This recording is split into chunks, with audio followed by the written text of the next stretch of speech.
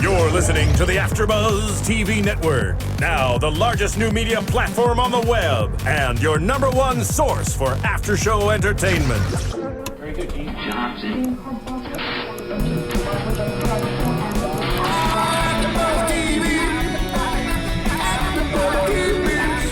The AFTERBUZZ Studios in Los Angeles, California. Presented by Maria Menounos and streaming live thanks to Akamai Technologies. This is AFTERBUZZ TV's Blacklist After Show.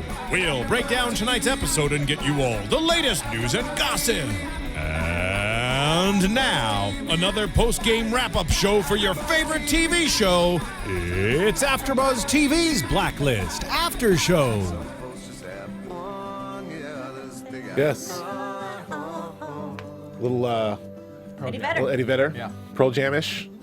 Welcome to the final episode of the Blacklist AFTERBUZZ After Show. Final episode for season 1, that is. Yes. This is such Berlin, a weird song to start. It's your idea. Well, it was a song they ended the was. show with, so I figured this is the song they ended the season with. Right out of the It's very- gate. It's very CW. Yes. I can't do Eddie Vedder, so I'm going to try. One Tree Hill. Berlin, conclusion is the name of this episode. Berlin conclusion. Berlin, Conclusion. conclusion. Conclusion. Yes, but you don't usually say colon pronunciation. conclusion? You usually don't say pronunciation No? when you read a title. Okay. Period. You are, comma, an a-hole.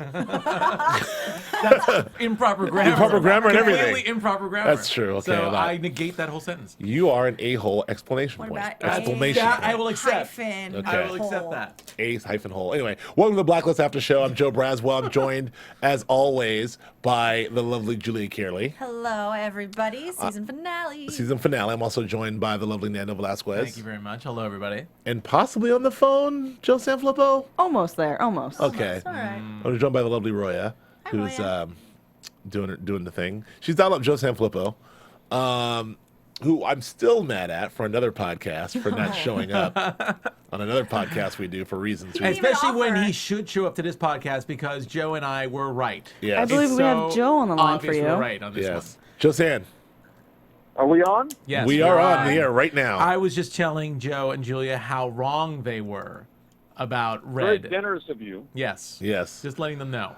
Yeah, well, we know how you being right or wrong worked out for you before in another podcast we Yeah. do. Well, we'll Funny, get he into didn't that. even offer to call in for that one, but No. he was all about calling in for this podcast. No. That is true. You know, at the risk of sounding sanctimonious, I was literally in a funeral.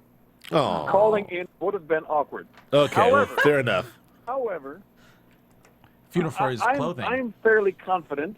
Nando, I think you are also fairly confident that this is some Obi-Wan Kenobi stuff. Yes, this is Red Reddington is really Darth Vader, and Lizzie's father is Anakin Skywalker. That's Yes. the way I look You at know, it. well, they're doing that like from a certain point of view thing. Yes. That's what I think is going on. He's your dad, biological father. That man died that day. We're that and burning. This is Star Wars right here. Yeah, total Star Wars. I disagree. You're still holding You on to saw that. the burn marks on Red's shoulder. Doesn't mean anything. Doesn't mean anything. It means nothing. It really Well, let's doesn't. get into this. So we have we're part 2 in Berlin. The big. I'm lowering my chair. Is that good, Roya? Maybe. That's wonderful. Thank you. So great. Doesn't look great, everybody. Looks Oh, great. looks All right, do you want me to go lower? Way to do it really like low? casually perfect. Oh, without whoa. anyone That's too knowing. low. That's a little, knowing yeah. what we're- Okay, For sorry. those of you on iTunes, we're adjusting Adjusting Joe's chairs. seat. Yes. All right. So anyway, let's get into the episode here. It's really thrilling. You should see this on riveting radio. AfterBuzz TV or on riveting. YouTube. You Oh really man, should. the lowering of the chair. All right, so where are we? Blacklist. We're talking about the Blacklist. Blacklist today. AfterBuzz After Show. finale. Berlin. So yeah, so this was a great. This is kind of what we've been waiting for in terms of episodes. We had a lot of action, a lot of stuff happen. Like, you know, and it also gives the opportunity to sort of take a look back and really grade and judge the season as a whole in terms of where we started and where we ended. But this is kind of, I would say the season ended as it started. You know, we had that great pilot directed by Joe Carnahan with a lot of the cool stuff happened there, which hooked us all in. And subsequent episodes were mostly good, and some, you know, got a little wonky. Some storylines and plot lines got a little wonky as well, but I feel like we kind of righted the ship. But we did do we talked about the possibility of sort of cleaning house and setting up for next season. I think we did a bit of that here. Yeah. So that's exciting. Yeah, we did clear the decks. One definitely gone. Two from the task gone. force. Well, no, Cooper One. gave a thumbs up at the end. So That's right. Yeah. He may or may not Well, I be mean, back. Tom. Two is in Tom. Well, gone. two is in Tom, but Tom's His not really body on was task force. missing. Oh, get out of town! Are you really thinking? No. I will say I did no, wait a rewind second. that. Wait a minute. His body is missing. I got Go, two Joe. things to add to that. Body's missing, and Ford signed him for a bunch of stuff. Come on now. If the man is coming back, there's no question. That's what I'm He's not saying. dead. For once in my life, I agree with Joe Sanfelippo. So you think he Write it did the down. move where he's like, and he Opens opened his eyes. "Is she gone yet?" I don't know. Maybe someone came in and pulled him out and revived him. I don't know. But like Flip said, there's a huge Mustang deal going on. I think there is. Two And in one of point the blank commercials- gunshots. In one of the commercials, he promises to. In the commercial last night, he promised to reveal all of Tom's secrets eventually. Oh, come No, on, with that Ford. first of all, that first commercial was a repeat. That was No, actually it was the first. extended. They extended it. It was really long. I thought it was the same commercial as the You first think time. you know who Tom is? Yeah, it was like But you everyone's being analyzed or watched and all this stuff. But it That was the kept on first one. going. It kept on going. Yeah. Okay, I thought it I was. think. I I thought thought. it And was at the a very repeat. end, he's like, "You think I might be dead, but I'll walk out of here." I Just like the think- Mustang. I think he's dead, but I will say this: that you never know. They left it. I think they left it just slightly open-ended. I mean, the guy revealed his secret. Revealed, according to Lizzie, Yeah, said that her father's not dead. Her father's not dead. Her father's alive.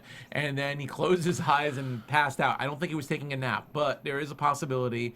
If he came back next season, I'd be all right. Little shenanigans, but I would be able to You'll suspend allow my it, is that what you're disbelief saying? enough. Yeah, I think the show would definitely be lacking without him. I really Oh, liked. No, Lord. not Wow. in that way. Okay.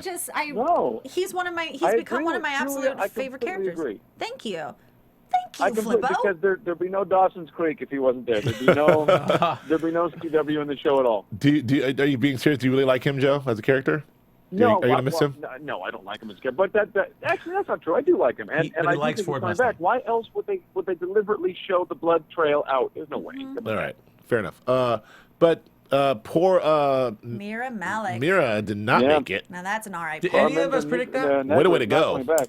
I feel like somebody did. I think I might have. I think it was. Yeah, I think it was you. Yeah. Okay. It's all right. I mean, you don't have to give me credit, Nando. No, you were right. I was like thinking, why didn't I predict that? Because I think she was the most obvious one. She She seemed to didn't character-wise. We never understood why she was there because she wasn't CIA. She was FBI. Yeah. right? She wasn't No, she was FBI. She was CIA. CIA. She was CIA and everyone else was FBI. She was- And then we called her a little sneaky little. Yeah. Sneaky bitch. Sneaky Yeah. little I bitch. called her a couple times. But Oh, God, after I- that whole thing, she really was just part of the. She was the background. least flushed out character in this entire. Well, I think they cast her series. late 'cause I think before it was supposed to be my girl, who Nina from The Americans was supposed to be in that role, and then she kept her role expanded on The Americans, Oh. so she didn't make it.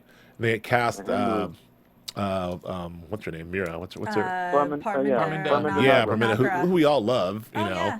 But yeah, they didn't give her much to do. They didn't, and I thought that was disappointing because I really like her as an actress. Yeah.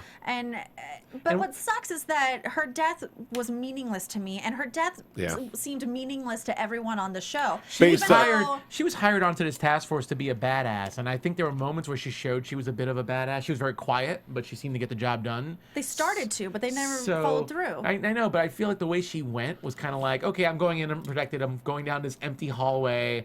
Hey, wrestler, are you there? But he's like, no, I'm not. Yeah. I'm busy doing my own thing. And next thing you know, she gets her throat slit. I just thought that was really Yeah. sad. It was pretty predictable, It was and sad. I felt no remorse on the part of the rest of the team. Like they I tried. didn't feel it, right? No, like they tried. She had 2 children, 5 and 8. Like nobody cares. You never cared before. Why do you care now? The wrestler had that one line, you know, you sliced open one and gutted another, or whatever he said. That was pretty strong. Oh, yeah. Hated it.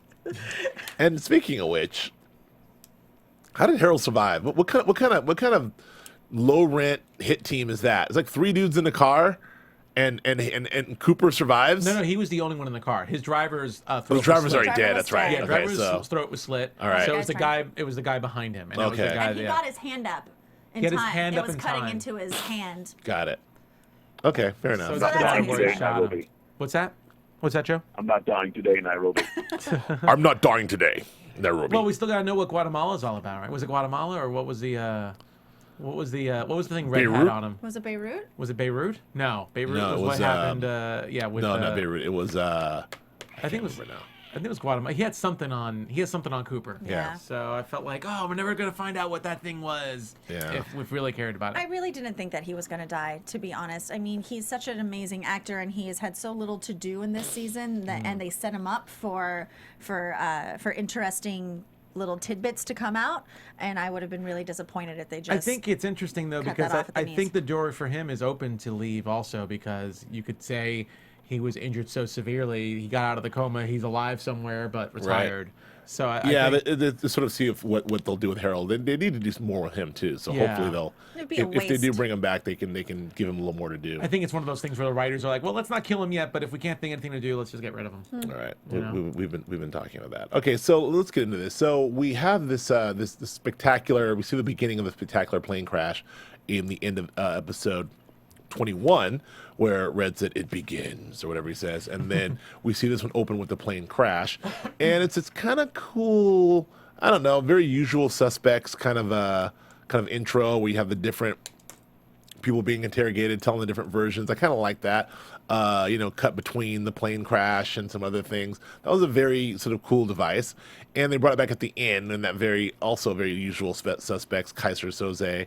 He didn't cut his hand. He cut He a cut his He hand didn't off. cut a hand. He cut his hand. He cut his hand being his own. So yeah, I don't know. We'll see. I felt like when we saw that, when we heard that story, the guard was the only one that had the story. Yeah. I was like, okay, there's something weird with this guy. How come he knows this story and everyone else is like, Well- I know nothing. I know nothing. Well, they cast one of the most amazing and recognizable people in the world in Peter Stormare. Even Is that how you with say his it? Yes. beard. So I was like, oh, there he is. Even with his beard on. Yeah, even with his beard still on. recognize Come him. on. But then, Exactly. like Wrestler and Keen, he's sitting there. He's just a guard, and he's waxing sentimental and wistfully about this story of Berlin, and it's so in depth and it's so poignant. They're like, "All right, guard, see you later." They didn't take a minute. Well, actually, they no, didn't his story wasn't Berlin. cross-reference. Her story.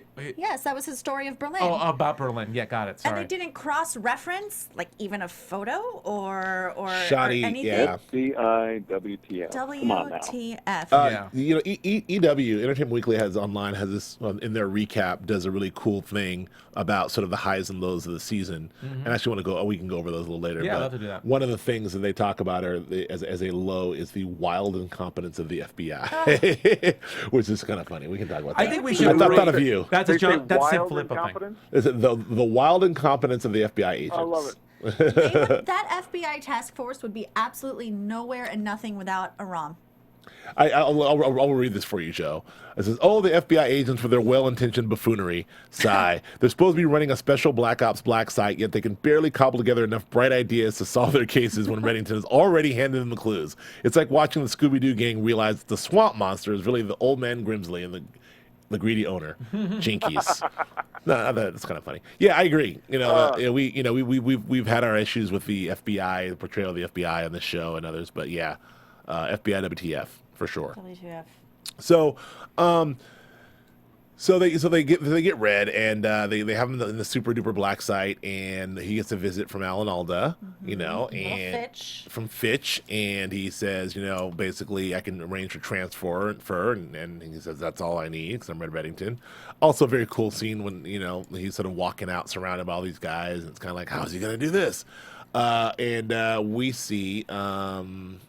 We see him do his escape, Okay. but with the aid. Go ahead. Yeah, here we go. Well, no, I just want to say this because I just felt this was a little bit of a problem. I mean, Red was just a little too indestructible this episode, I mean, Well, he's Red Reddington. I Like, know give him he's some Red credit. Reddington, he's Red Reddington, and it's James Spader. He's a great actor, and he can convince the hell out of anyone. But I mean, to see him, I don't know, this episode. I mean, we'll get into it more when we talk about him, confronting that bald Russian guy.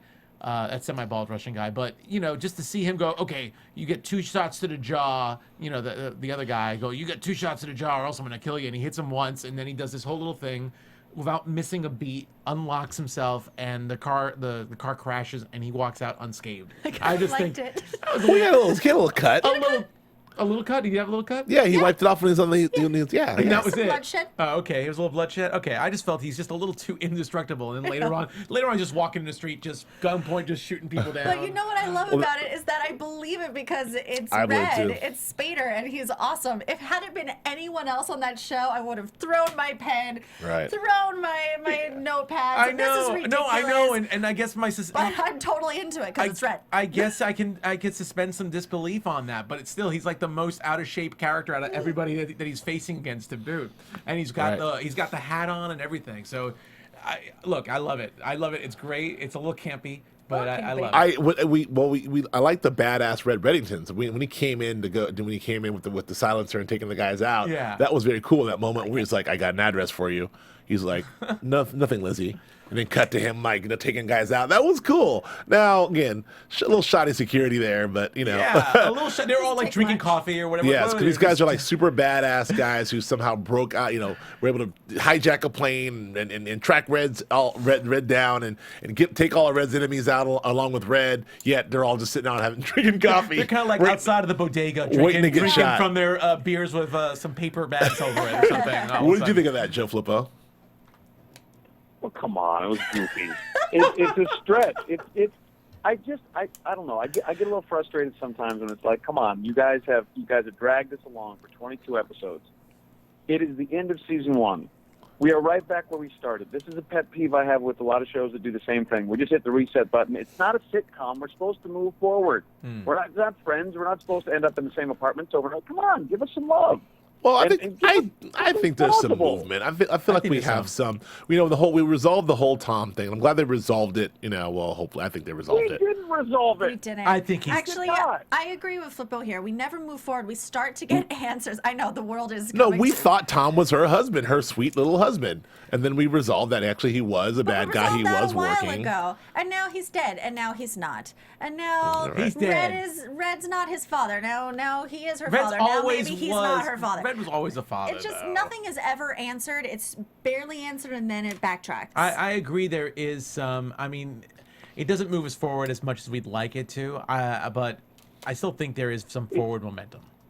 It seems to me like the writers are scared. Like they feel like if we reveal that Red is her dad, everyone's going to stop watching. And I want to go to the Moonlighting writers' curse. room and be like, listen, it's not going to end the show. It'll be fine. If you drag this stuff out any further, people are going to stop watching. Right. Because at this point, we're howling at the screen, going, why the hell don't you just ask them point blank? Are you my daddy? Unfortunately, I kind of disagree. I kind of disagree disagree with with you on you. that too, Joe. I kind of disagree with Shocker. you. I mean, first of all, I agree with you that Red is the father, but at this point, I really feel that we're never going to hear Red say, "I'm the Luke. father" until or unless Lizzie, I am your father. unless this show finally has an ending. Like an end date. I think this is like the kind of thing where it's like, okay, we all know, wink, wink, nod, nod, you're the father, but I'm not going to say it, and we're not going to let Lizzie, say it either. It's just going to be kind of that thing that's going to be up in the air. Because at this point, if he is the father, which I'm saying he is, if he is the father and you reveal it, it's like you've been holding on to this secret for so long, it's so anticlimactic to just say it. And then at the same time, if he's not the father, I don't know what you're going to make up that's going to make me actually say, okay, I can agree with that story. Okay, well, here's the It's problem. got to be the father. He's got to be the father. Here's the problem I have is that, like, if this is just because there's people who from the get-go, like from the pilot, was like, oh, well, he's her father. Yeah. Like people from the literally from the pilot, and they're like rolling their eyes, like, is he her father? Has that been revealed yet? And I think that John Bolkenkamp and those guys have to know this, and for them to stretch this whole thing out. I mean, I think if he's the father, let's just say it. Let the audience know that he's the father, and let Lizzie still be guessing. But to keep us, the audience, in suspense as well, like, is he, isn't he? It seems a little. I mean, he can't possibly. I'll be very, very upset if at the end of season 2 he's like, I'm your father. And it's like, what? I don't know the dramatic.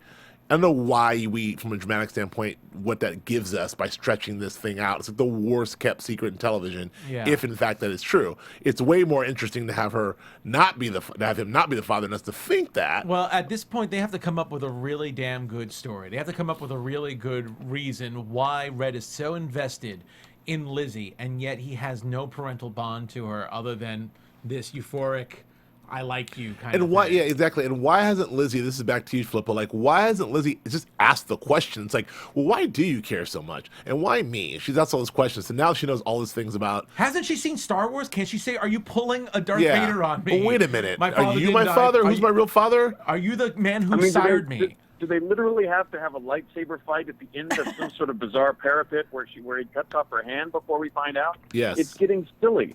Well, they did have the hand cut. They did have the hand getting cut off this episode, They so maybe did. that was a There you reference, go. a veiled reference. Maybe it was a veiled reference. Maybe to it Star was. Wars.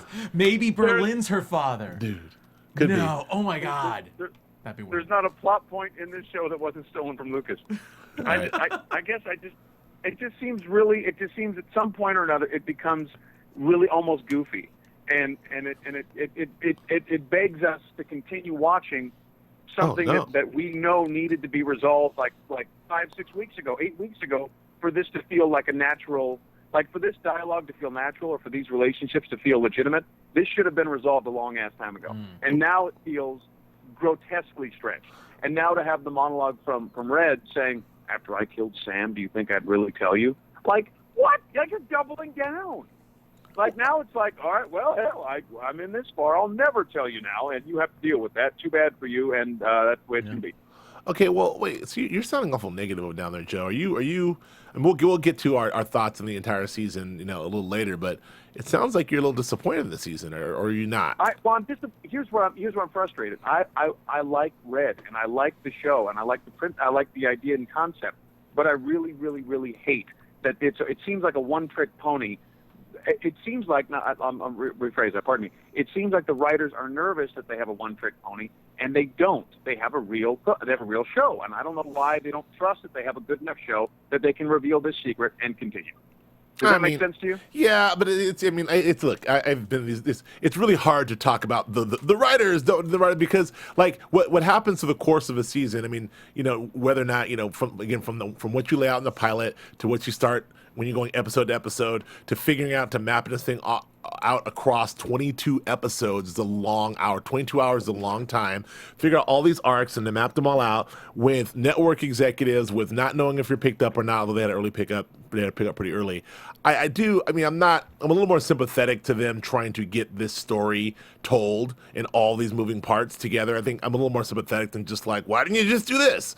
But it's easy to armchair quarterback it. That being said, I do feel like and hope that in season 2, now they've been through this, now it's a bona fide hit, that they can take a look at some of these obvious things and really give us some concrete direction. But go ahead, Nando. No, I'll say this one thing, and if for some reason the producers or writers are listening, I would love this. They've seen TV today. We see a lot of TV shows that actually just speed plot is a word that's been used recently, in which like they kill off major characters really, quickly, like surprisingly early. They move stories along. Blacklist is not one of those shows that moves along as forwardly. So I definitely agree with you, Sanfelippo, when you say you don't feel as forward momentum. When you compare this show to other shows like Walking Dead or a Game of Thrones or whatever, where major characters are always dying and you constantly, if you miss an episode, you're at risk of losing a major plot point. Right. This show is not one of them. That being said, I really wish they would speed plot along this whole Red, what the connection is between Red and Lizzie with the father, because I think this is just a ploy, just saying, I think let's just get it out in the open. Just open this door and see where it leads. Because I feel like there is a bit of a. You said it in the beginning, Joe. You said that there's a bit of a fear that once Red reveals that he's the father, that people are not going to be as interested or invested in the show. And I feel it's the opposite. I feel the way TV has been these days, the way many other TV shows are, they move these things forward a lot faster. Sure, it feels like a bit of a miscalculation. It feels like a small miscalculation on their part. It feels like that if you look at this thing on paper, it's like, okay, we have this show. Yeah. We're going to do a Blacklist of the week. We're going to have this pretty basic procedural. It's probably pitched as a procedural. Every week, we're going to have the FBI solve this Blacklist crime every week, just like CSI or just like, whatever, and a CBS show, and it's going to be wonderful. Law and Order. But then we have this mildly serialized element of like, what's going on with Red and what's going on with the husband, and we'll just weave that serialized element through. So in a perfect world, the audience is invested 80% in the Blacklist from the week and maybe 20% in this other storyline. Yeah. Unfortunately, what's happened is because Spader's so compelling and good, I feel like the audience has invested 80% in what's going on with Spader and 20% what's going on with the Blacklister of the week. Well, we've had some weeks where we haven't been that interested in the Blacklister. We even said like the Blacklister wasn't. Yeah, that well, but I think in general, looking back at the 22 episodes, I feel like that it's the inverse. I feel like it's 80% what's going on with Red and Lizzie and everyone else, and 20% the Blacklister of the week. I don't think that's how the show is constructed. I feel like that they found themselves with that conundrum of like, so this little part that's only supposed to be maybe 20% of what we're dealing with should be stretched across and weaved across through 22 episodes. But really, because we care about it so much, it feels like, get on with it already. Like, is he the father? Is he not? And I think that's kind of what happened. I don't know. What do you think of that? I just feel like we've been jerked around, and I don't like the feeling of going in circles. That's what I feel like this show has done over 22 episodes. Just run us through circles, laps, without an ending ever in sight. I just want an answer. Right. You know, like it's really getting old. It's Sure. really getting old. And there have been plenty of Blacklisters that I wasn't digging, and I'm just like, get them off. I just want to get Nosy get Big them off the Nose, screen. Nosy Big Noser. What's his name? The nose guy. Yeah. But there have also been some awesome ones, like Sure. the Stew Maker. Stew Maker was a great just one. fascinating Ansel Garrick. and creepy. And Yeah, Ansel Garrick was a Garrick. great one. These are Blacklisters where they really Courier. dedicate Mm-hmm. some time to some backstory, and they really give it some depth and some character, and that's when, and they're super duper uber creepy, Right. and that's when I'm into it. And I've liked it the few times that they've weaved the Blacklister into the overarching story. That's when I've been fully invested, like they did with the brothers. Right. I forget what they were called, but the brothers. Yeah, the Kalenko brothers, whatever. Whatever they're called. Yeah. So, I mean, that's when I feel like they found their sweet spot. Right. And other times they've just been on the outskirts of that sweet spot, not knowing how to infiltrate and get to that moment. Joe Flippo? Well, I think it could be argued that we've changed as an audience in the last few years. We really have. We have expectations that things are going to move. We don't. It's almost like American television is moving more toward a novella type of TV. I mean, Game of Thrones is a great example you brought up earlier, Nando. I mean, that show is moving at a breakneck pace, 24. Every time you click in, it's a brand new deal. Keep up or shut up. And Boardwalk Empire was another show that was very similar. And Sons of Brand new Anarchy, deal. actually, I want to mention that one too. That's a huge one. What's that? Sons of Anarchy, because the body count on Yes. that show is insane. Right? And so every week there's something changing. And I think we have come to, as an audience, expect that. And frankly, it's better storytelling. I think it makes for more compelling TV, and it makes for better stories. I mean, well, and so go ahead, Joe. I'm sorry. Continue. I think we're in a place as an audience where it's like, okay, you're the writers, you've written yourselves into a position where you've got a device that you either need to choose to continue to use or to reveal the end of the device and then move forward. Moving forward is scary. I get it. But you have to do it. Otherwise, people are looking at the TV going, you know what, screw it. I don't want to play anymore. Here's an interesting question. Here's an interesting question I just want to bring up to everybody. I mean, is 22... I mean, and I love James... I could see James Spader every single week, but is 22 episodes too long? Oh, hell yeah. Oh, my God. Should it be Yeah. 13? But this is a network model. I mean, we're used to now. Because of cable and because of HBO, we're used to the model of 13. HBO does 10. HBO does all 10s. They sometimes do 8. Yeah. But they'll do 10s. But yeah, most it's 13, and network still does 22, which is fine for a sitcom or fine for something open-ended. It's actually even fine for the CBS shows, which are pretty much evergreen sort of close-ended, straightforward procedurals. But when you get into something that's serialized, it's hard to do something serialized over 22 episodes and not just feel jerked around, unless it's super duper uber compelling. I mean, some shows like The Good Wife is really good at this, and there's some shows that really are able to do that. ER was, not to rebash ER or West Wing that were great. ER. And that were great at doing that sort of thing. Those are one-of-a-kind shows. But it's really hard to sort of keep something, keep that element. And just one last thing to close this out, Joe, we can get back to recapping this thing. We should save this for news and notes, because I definitely want to talk about this with the upfronts. Sure. Yeah. But just one last thing is on that, Joe, is I agree with what you're saying, but you got to account that there's a couple different types of shows. And when we're talking about network shows, there is a gigantic, and tell Les Moonves and CBS there's a gigantic need and desire for just procedurals. Like, why do you think Law and Order has been on for 22 freaking years? Why do you think, Law and Order is coming back, SVU for another season? There's something to be said about straightforward procedurals. CBS with all their, all their franchises. There's something said about a show that, like, every episode you get a beginning, middle, and end, and it moves on. I think think that Blacklist was an attempt to be a procedural at heart with a twist.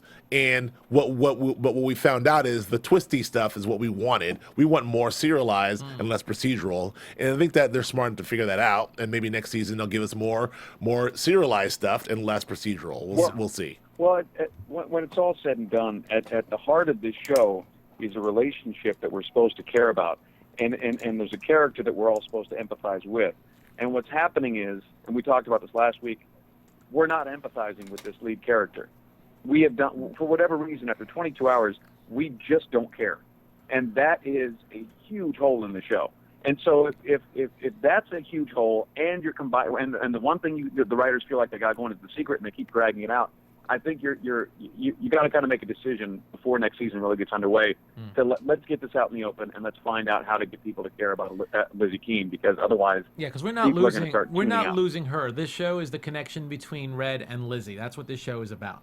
That's the mystery of this show. So we can lose Cooper, we can lose Wrestler. We can even lose Wrestler, but we can't. We need to give her something to go on. She needs something to hold on to, because this whole season, I feel like she's just been flailing in the wind.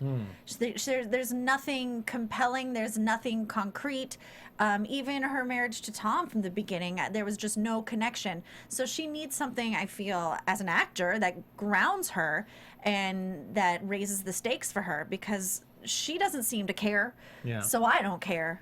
Well, I think we could definitely. And maybe their problem is their solution. Maybe if they make the show about a father-daughter thing, then it gives some work for her to do. That's what I'm saying. Give her something to hold on to and to draw from, because she is blank. We should definitely talk a little bit more about this episode. Yeah, let's jump right back to the recap. Start talking about like what we do to fix it. Or Let's jump back. Let's get back. Let's get back to the recap. Yeah. So we find out that we find out that Berlin is allegedly on this plane. We're trying to figure out which guy is Berlin. We have the series of the interviews, and then it brings us to the one guard who's being held in the hospital. They go to talk to him. They get that very cool Kaiser Soze story. I mean, this whole thing's a very much a Usual Suspects sort of like homage, if you will. But that story was cool. I like the idea of him, this guy, making a knife out of his daughter's bones and then killing the killer. God. Like, just as a story, as a written story, that's pretty cool. It was kind of like something like an urban legend cross some legendary tale of Berlin. It's exactly the kind of thing you think that happens in like Russian gulags and like it's that kind of cool spy story. But yeah, so I don't know. And I don't know, Joe, did you like that part, or you like that was dumb too? It's one of those cheats that we all have. Because we're watching, and we know he's the best actor that they brought in out of those five guys, and he's the most recognizable, and he does such interesting stuff. He ain't no damn security guard. Oh, you know. Yeah. So, but this is gonna be cool. Again, FBI, WTF? Why didn't they know? Right. And then we talked about the first infiltrating the club with all the creepy bad guys, and then we talked about Malik getting it and that whole thing. And I'm not going to go on and on about how Lizzie's like, I've been keeping an address, and then she has the time to get all the way down there, and with no backup. She just runs in there just in time to put Malik in her arms. Like, if you, die on me. She has this intel that like, oh my God, we're all being targeted. Where are they? Let's go. You bring the wrath of God into that. The lights come on. FBI agents. There's helicopters. No, it's just Lizzie. Just Lizzie. That's all you need. Because she has such a good track record. So anyway, so that happens. So that we go through that, and we have a few interrogation scenes with Wrestler, which I thought were kind of interesting and good. And Wrestler's a character who I still like, and then they've given him a lot more to do. They give him a lot more to be angry about. I feel like they have. Remember, we're complaining about being angry the whole time, but they've got a lot more to be. His anger seems to be motivated, at least. See, there's an example of giving him an anchor, something that grounds him, something to hold on to motivate him for his actions. Right. Sorry, I saw something online. It just killed me. I'm sorry. Go ahead. God, I looked at something. It was just the exact point I was making about Lizzie. Like you need some. What's happening to you? I'm sorry. Go. Giggles. Okay. Nando. Well, You know, before we move on, I just wanted to say, I mean, how awesome is it to have Peter Stormare, and he's Yes. not on IMDb for the episode. No. So maybe he was meant to be a surprise. Maybe Yes. it was something as obvious as when we saw him in bed, we recognized him and figured he might be Berlin. I didn't recognize him at first. I don't know. I was half asleep. I didn't recognize him. I thought I was looking, watching intently, but I didn't recognize him until even in the middle of the story. I don't know where my brain was, and then I was like, oh. Anyway, go ahead. Yeah, but Go no, ahead, I just want to say, I mean, he has done so much. I'm just looking at his IMDb because he's that kind of actor where sometimes you don't even remember where you've seen him from. But you know you've seen him. He's a many that guy. Things. He's Yeah. so good. That he's just so good. I mean, I'm trying to remember exactly what I really like him the best in, but he's in Was so it many Minority things. Report? He was in Minority Report, I will right? tell you loved him in Armageddon. He was great in Yes. Constantine. He played the devil in Yes. Constantine. He played the Oh. crazy Russian cosmonaut in Armageddon. Yeah. Yes. Yeah. He always plays something. He always does something really interesting with the character. I mean, if you Yes. just Which pull is up, what- if you just pull up his IMDb file, Prison Break. He was in Prison Break too. I remember that. I course. think. Yeah, he was great in Prison Break. That's what I was thinking of. But he's like so many things. I mean, I can't even Well, read it's- some of the stuff because some of the stuff I don't even know. Video game voices. He was in Phineas and Ferb. He's in so many shows I don't even know about. It's like hard to really find the. He's a very interesting and thorough actor, which makes him so engaging and compelling to Yeah. watch. It's also very exciting to know that he'll be back next Yes. season I really hope so. well, no, I really hope Recurring. so. He's definitely Yeah. he's definitely going to be a big bad for next season. They're setting that up, which is already interesting. And the one thing that's interesting too about this whole Berlin thing. Sorry if I just Mm-hmm. want to jump in on this, just with the if we're scooting ahead. I know we're a little all over the place Yeah. today. It was mentioned. It was mentioned that Berlin was put on that plane by somebody, and we know Yeah. that Berlin's number 8. Yeah. So for all we know, Berlin is still not the adversary. Like, Right. there's still somebody higher up. But Berlin, being someone like Peter Stormare, can be like someone that I would love to see as the antagonist for at least like the first half of next season, for Yeah. example, or throughout the next season before we get to finding out who's 7 through 1 and seeing who else is in there. And it seems our questions have been answered about whether or not Alan Alda's Fitch is actually the big bad or not, He's because not. he seems to not be the big bad. He's helping. Not that at any given moment they sort of set him up to where at any given moment he could change. could change back. Could change his loyalties. But for now, he seems to be an ally of Red's and, Yeah. and a contemporary and someone who respects him and basically helped spring him out of jail. Mm. So. Spring him out of the super secure black site, which is anyway. I want to just get to basically the end, because we, I thought it was a cool episode and all the things that happened, but we get that final reveal that Berlin is actually the security guard and that thing happened, and so we get that reveal and that's fine. Cool. I want to get to this final conversation / confrontation with Lizzie and Red. We do want to get to that the scene where Red, the interrogation scene, which is very cool. That was some good Red Reddington interrogating who we thought was Berlin. Oh yeah, shooting the hand and shooting the hand, and then giving the why each part is painful. Now that's gonna sting because so many bones, there. And that's The it. worst part is not being able to zip up your fly. Right, Oh, yeah. exactly. That's what I said. That was just good Spada Just the there. visual, you just kind of picturing. I was kind of like picturing it myself, like going, "Oh wow, Right. I guess that would be a problem if I couldn't move my hand because of a bullet." Yes. Uh, There's that, and then also Need a hook. also some good Spaders that him telling the story. With two really good stories in this episode. We had Berlin telling the story of how he broke out of the gulag or whatever, and then we had Red telling the story of what happened with Lizzie's father. And that was a nice little story as well, and also explaining to Lizzie in a nice acting moment why he had to kill Lizzie's father. Why he her stepfather. Yeah. Like in a very emotional moment, like he didn't want to do it, and he if there was another way he would have done it, but he did it to protect everyone. and Lizzie seems to understand. She Seems to have forgiven forgiven him for that and understands that, and it's sometimes an explanation. And whether all we you can need. agree with that or not, An as an explanation audience, he already gave her. Right now, Yeah. But so- she wasn't ready to listen. I get it. exactly. So now, when we get to the end, and this is where I had my personal frustration moment, where it ended up being fine, but where Red's like, so we need to go get Berlin, but if you want me to get on a plane, I understand. And she's like, goodbye. I'm like, come on, Lizzie. Please. Like, you know, then you Because 20, once again, what she always does, you're a monster. This is over. We're not working together. Hi, I'm back. has Red Reddington, I know he killed your stepdad and all, but has Red Reddington, other than that little small nugget, has he ever steered you wrong? This guy is, I know he's the bane of your existence, and he's Darth changed your Vader. life. He's changed your life for the worst. But For the worst. I mean, but he's always told you the truth, and he's there. So, like, I don't understand, Joe. Does that make sense to you when she's like? I mean, obviously she came back, but I was like, come on. I sent you all a note, man. Am I the only guy yelling at my screen? Was that the part?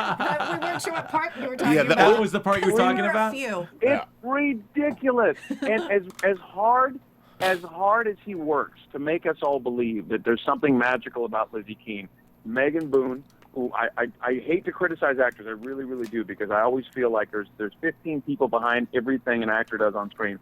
Right. But there is some stuff missing, and it is tedious, and it needs to be sorted out, because I do not care about her, and I want to. Okay. But the whole show, it all hinges on that.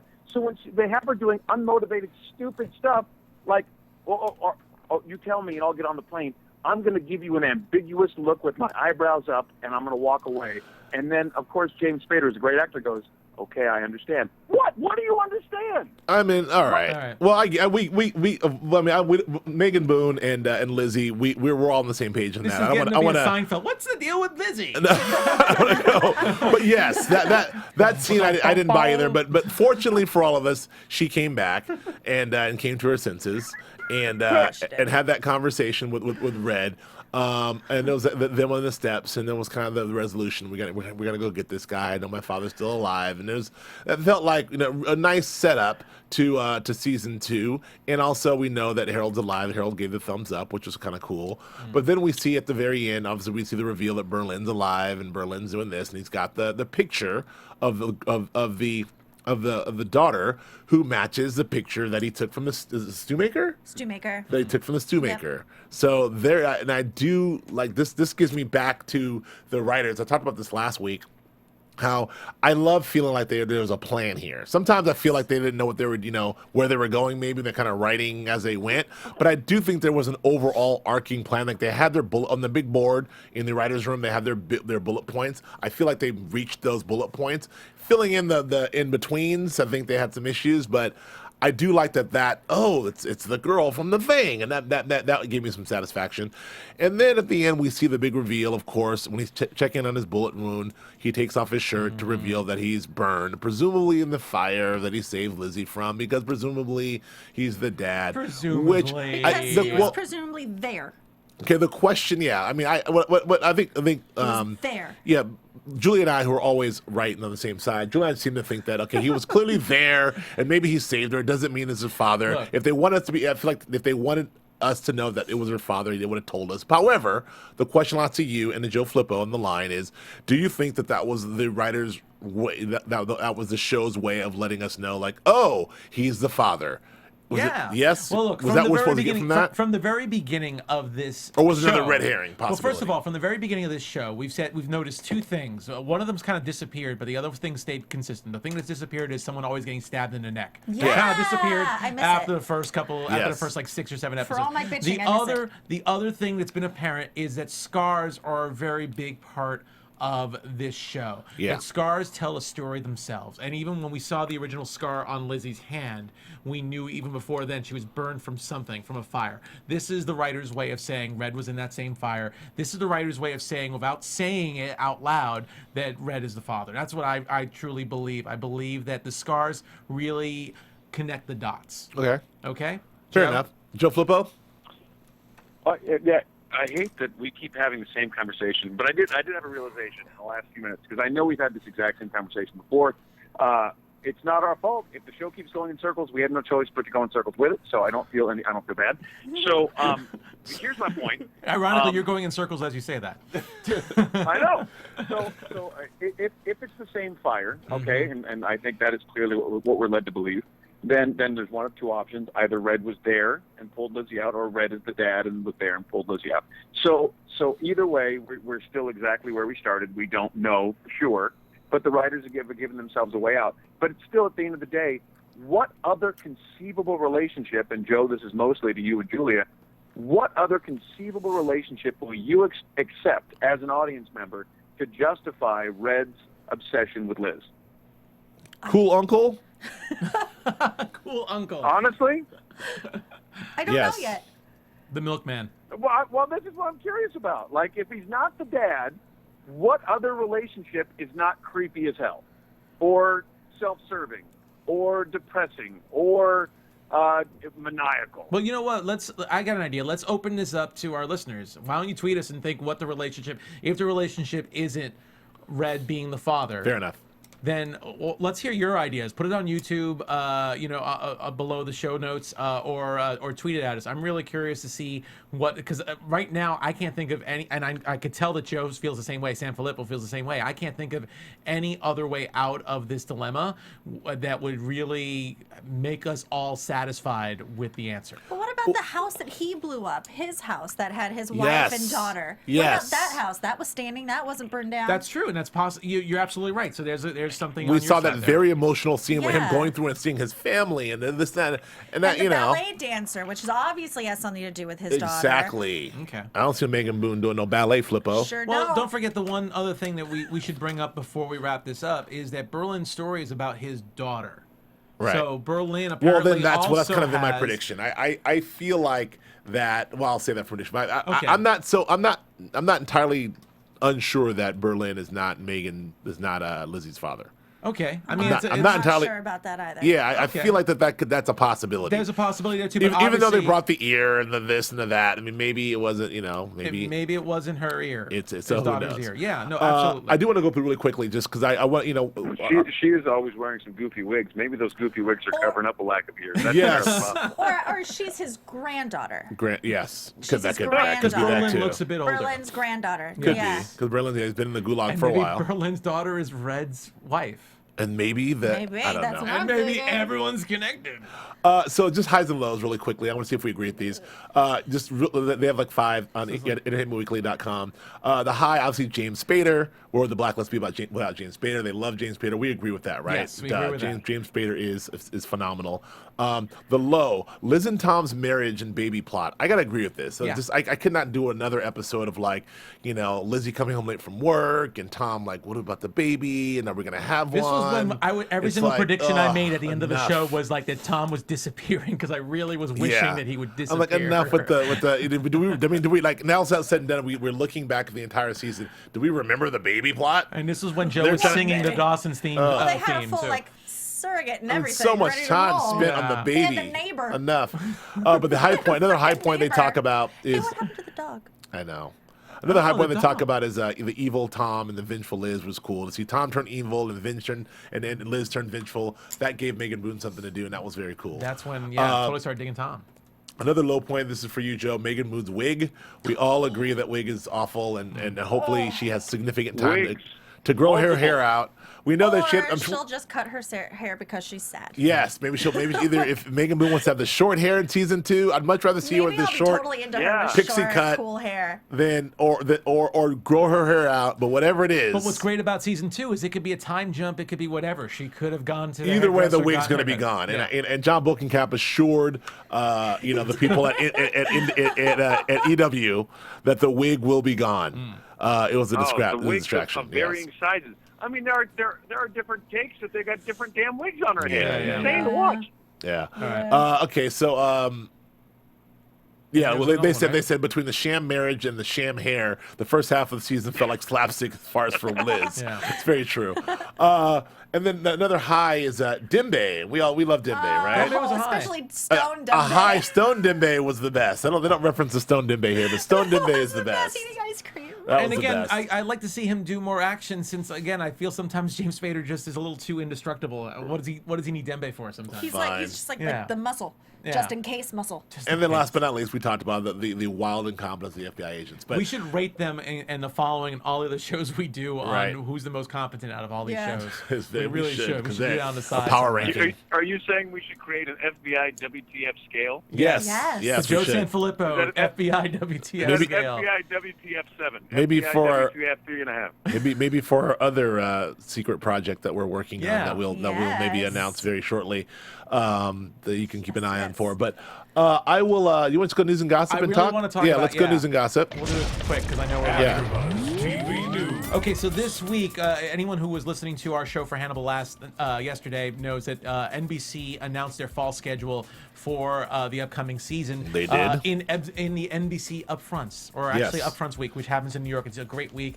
NBC's schedule. And you should say that according to- upfront is a week where all the networks deliver all their new shows. They show their new shows to the advertisers. Thank you, yeah. And the advertisers decide what they want to buy. There's $8 to $9 billion in transactions made within that 1 week alone. Holy crap, you read this up. He knows his I crap. do TV for a living. I do TV for a living too, but I didn't know the exact figures. But thank you for that. $8 billion, pal. Yeah, so they get to announce what shows are returning, what shows got canceled, and what shows are replacing them. And they also reveal the upcoming schedule for, most likely for the new year. They at least do for the fall. But the highlight of the NBC presentation was really the Blacklist. They just kept fawning all over how the Blacklist was the #1 new show on broadcast television and how great the Blacklist was doing. And that obviously it's coming back, but it's coming back in a huge way. It's coming back for a full season. 45 episodes. 45 episodes. And we get to maybe find out by the end if Red's the father. It's going to be a full season again, but they're going to start off the season like they did this whole first season, Monday nights at 10 o'clock. And then it looks like at around middle of November, the Blacklist is going to take a break and be replaced by a new show. And then they're going to kick off the spring on the Super Bowl. It's actually going to have the post Super Bowl slot, which is a huge honor. Anytime a network gives a show the post Super Bowl slot, it means they have a lot of faith. They really want to promote and plug the hell out of this show. If you think about it, the Super Bowl is probably the most watched TV show all year long. So it's a huge honor. And after they do the post Super Bowl slot, they are officially, and this is actually weird in a way, if you really know a lot about the industry. NBC has decided to move the Blacklist to Thursday nights at 9 p.m., which is really, really weird if you know anything about NBC, because for years NBC was known as having must-see TV Their comedy from 8 to 10 p.m. However, that is dead. Yeah. They've made it very clear. This is a very clear move by NBC, saying that their Thursday night comedies, which did well for them since the Warren Littlefield days of the '80s, are now Cheers dead. and Cosby Show Yeah, and so all now them. they're it's a whole new ball game here at NBC. But here's so. the thing I want to bring up, because I think what we touched on earlier, that little sidebar about too many episodes of the Blacklist and the model.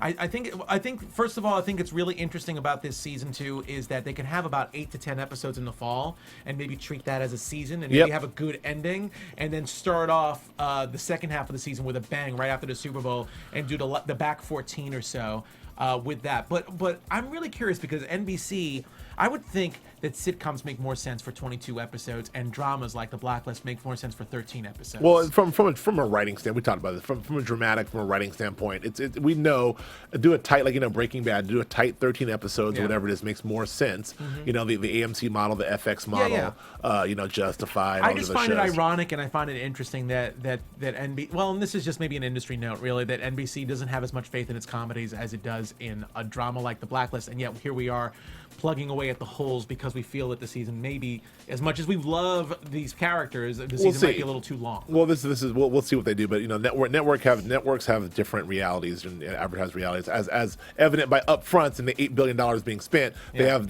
different sort of standards to be beholden to. So we'll see how that shakes out. I do want to just really talk briefly about the season, get our thoughts here. Well, let's go. Well, let's go predictions. Let's go predictions for a minute. We can do both. We do both. And now, your AfterBuzz TV predictions. Oh, I forgot. You. Me? Never mind. I was. Well, let's get into. I just want to say, just really quick, Joe Flippo. You have any thoughts? Just like the season itself. You want to give it a grade? How do you want to do this? You want to give it a grade on season 1? What do you give it? I'm gonna give it a B to B plus. I'll take it. If you took out the whole goofy secret, I'd give it an A minus. Fair enough. Julia, what are you gonna give it? B minus. B minus. I agree with Sanfelippo. Okay. Yeah. I'm gonna give it a B plus because, and maybe even A minus B plus. I still just conceptually love the concept. It's really the whole Blacklist and Spader and this. I think they did a great job. The Blacklist for the week. I think all the bones were there. I think that they kind of went wrong somewhere in storytelling. I think they can right the ship and keep the same bones of this thing and bring it back. They've already cleaned house. But Spader was so good. He elevated the whole thing to a B plus, A minus for me. That's it. Thank you. Whoa, go Nando. Predictions. I think Megan Boone. I think Lizzie's going to get a buzz cut. I think they're going to go extreme. I think they're going to go. She's got to give her that wig. That's what I said. Joe Flippo, where can we find you? We're not doing predictions? All right. Oh, wait. Prediction. Next year. Go.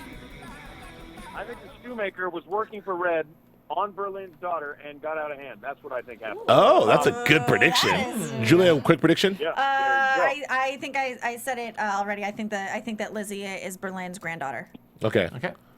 Mine's similar. Berlin and Lizzie are related. That's all I'll go. Okay, now we can go to Joe Flippo. Where can we find you?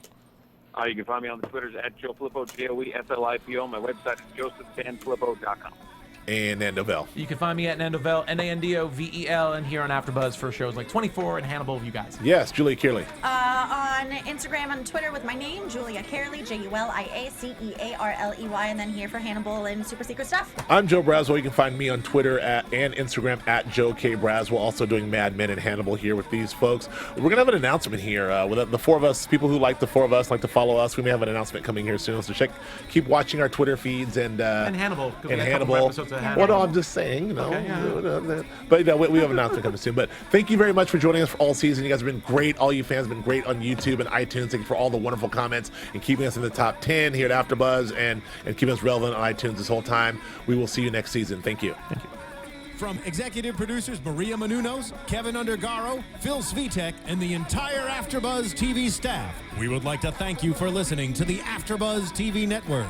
To watch or listen to other after shows and post comments or questions, be sure to visit AfterBuzzTV.com. I'm Sir Richard Wentworth, and this has been a presentation of AfterBuzz TV. Buzz you later. The views expressed herein are those of the hosts only and do not necessarily reflect the views of AfterBuzz TV or its owners or principals.